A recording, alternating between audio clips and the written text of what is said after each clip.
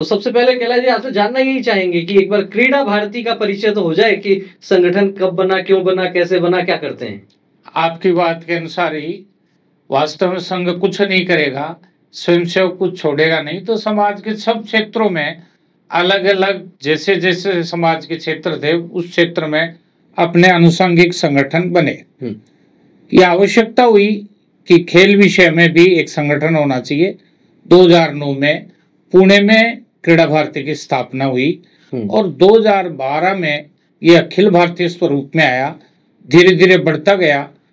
2015 में जयपुर के अपने यहाँ जाम्बोली विद्यापीठ में एक अखिल भारतीय अधिवेशन हुआ जिसमें पूरे भारत के दर्शन हुए और उसमें 5000 आदमी भारतवर्ष से इकट्ठे हुए 3 दिन के लिए।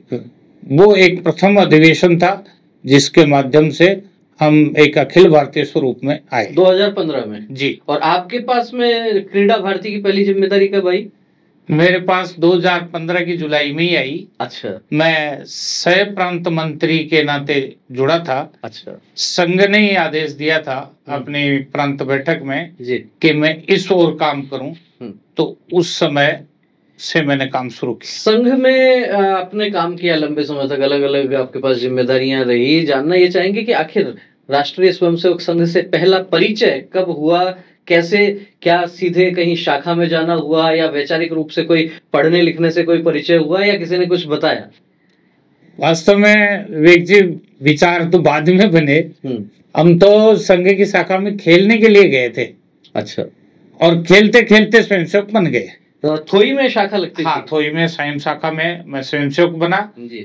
और केवल खेल के आनंद के लिए, भाई आनंद आता था शाखा में, इसलिए खेल से शाखा में जुड़े और धीरे धीरे जुड़े क्या, फिर ऐसे जुड़े कि इसमें फिर आगे बढ़ते गए और पता ही नहीं कब क्या दायित्व मिलते गए और हम इस संघ में वैचारिक रूप से भी फिर प्रगाढ़ हो गए। तो पहली बार जब आप संघ की शाखा में गए तो याद है कुछ कि आयु क्या रही होगी लगभग? हाँ, 1975 में जनवरी मास में मैं संघ की पहली शाखा में गया तो खेल में बड़ा आनंद आता था इसलिए चला गया। अच्छा। और फिर जुड़ता गया खेल के आनंद के साथ साथ। 75 में जब आपातकाल भी लगा तो उसके पहले ही कुछ समय पहले आपका कुछ समय पहले जाना हुआ और आपातकाल में तो बहुत जोरदार साहसिक घटनाएं हुई हमारे साथ। अच्छा। हम शाखा लगाते थे, थाने से पुलिस वाले आते थे और वो हमें डराते थे कि तुम्हें पकड़ के ले जाएंगे, शाखा बंद कर दो। लेकिन हमने कहा यार हम तो खेलते हैं, तुम्हारा लेते क्या है? तो उन्होंने कहा एक काम करो, तुम भी बच जाओगे, हम भी बच जाएंगे, तुम ये झंडा लगाना बंद कर दो, ध्वज मत लगाओ। अच्छा। और चाहे फिर खेलो, हमें कोई दिक्कत नहीं है। तो उनकी बात हमने मान ली, ध्वज लगाना बंद कर दिया हमने, ओम लिख करके और उसमें प्रार्थना सारी कार्यक्रम करते थे हम, लेकिन ध्वज नहीं लगाते थे।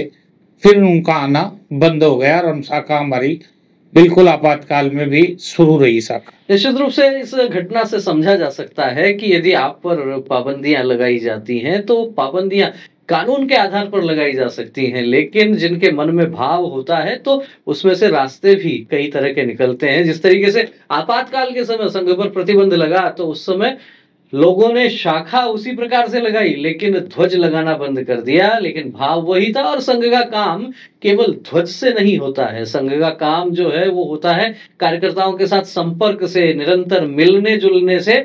राष्ट्रीय स्वयंसेवक संघ में कहा जाता है कि जो भगवा ध्वज होता है वो निरंतर प्रेरणा देता है, लेकिन प्रेरणा देता है वैचारिक रूप से, और वैचारिक रूप से आप जब चर्चा करते हैं, मिलते हैं, तो निश्चित रूप से ये विषय भी आगे बढ़ता है। आपने बताया जिस तरीके से बचपन में खेलों के माध्यम से आकर्षित होकर आप शाखा में जाने लगे। जी। तो उस दौर में क्या कुछ नाम आपको ध्यान में आते हैं? आपके वहाँ जो गांव, थोई जो गांव है सीकर जिले का, उसमें जो शाखा लगाने वाले कार्यकर्ता कौन थे? कौन वो शाखा की गतिविधि संचालित करते थे? कोई प्रचारक भी आते थे? कुछ उस समय का कुछ प्रचारकों में जिला प्रचारक थे कैलाश जी भाई साहब। अच्छा। वो आते थे और उनसे हमें बहुत सीखने को मिला। नियमित शाखा जाना, संघ के प्रति वैचारिक प्रगाढ़ता, वो कैलाश जी भाई साहब की प्रेरणा से ही मिली जी। स्थानीय कार्यकर्ताओं में तो सब हम साथी ही थे, कोई बहुत बड़ा कार्यकर्ता नहीं था, केवल कैलाश जी वैसा महीने में एक बार आते थे और उनकी प्रेरणा से हमने संघ की शाखा शुरू की।